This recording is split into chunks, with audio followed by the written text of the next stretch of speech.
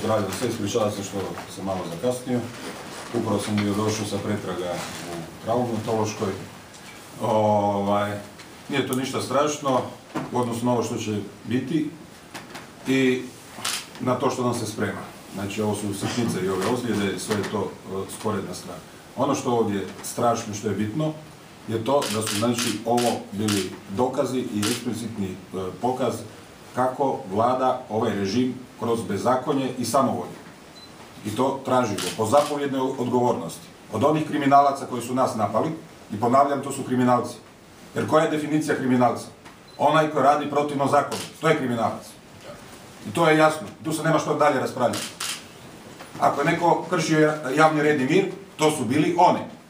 Jer nije niko izuzet od zakona. Od predsjednika do zadnjeg državljana ove države. Svi su jednaki. Značka ništa ne znači drugo nego samo veća odgovornost. I zbog toga mi tražimo po principu zapovjedne odgovornosti, po istom tom principu po kojem su oni pristali suditi i izručili su naše ljude tuđinskom sudu da sude. Kako se kaže, poslije mača lača, od mača i pogiba. Oni su se latili ovog mača zapovjedne odgovornosti, sad će ih to dostići. I to treba ići do vrha. Točno od koga je došla zapovjed da se krene na nas? Od koga je došla zapovjed da se čuva zastava Europske unije? Ko je zapovjedio to? Do vrha. I to su sve razbojnici i oni trebaju pred sud i oni trebaju odgovarati. Toliko od mene. Hvala lijepo.